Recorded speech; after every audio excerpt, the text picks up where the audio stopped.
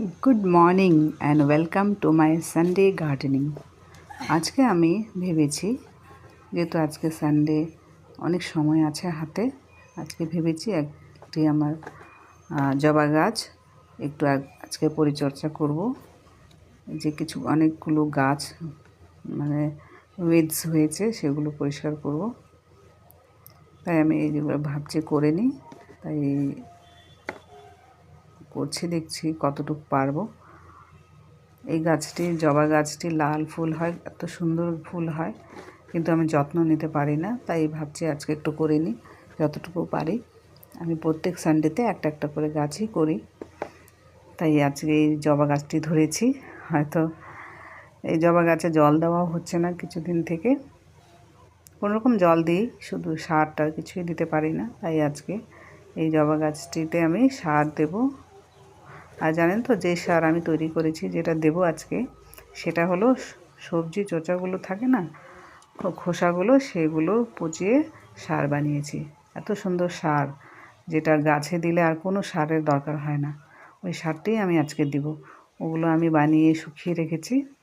তাই আমি আগে এগুলো জঙ্গলগুলো পরিষ্কার করে দিচ্ছি, একটু মাটি খুঁড়িয়ে দিচ্ছি।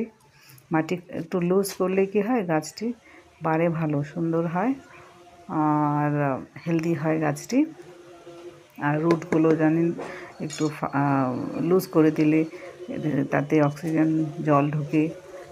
তাই যে সার দিয়ে দিচ্ছি, সবজি পচানো সার।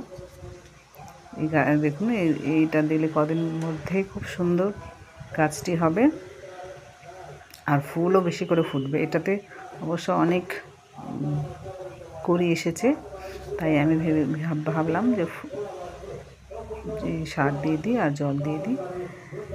আর নেক্সট ধরুন কয়েক দিনের মধ্যেই এগুলো ফুল ফুটতে শুরু করবে, আর খুব সুন্দর ফুল হয়। জানেন তো, এটাতে লাল লাল একদম সিঁদুরি কালারের জবা হয়, সিঙ্গেল পাপড়ি। জল দিয়ে দিচ্ছি।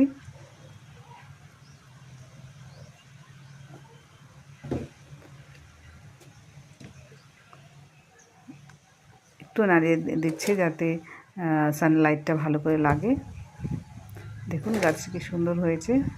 এই গাছটি কিন্তু বেশি দিনের গাছ না।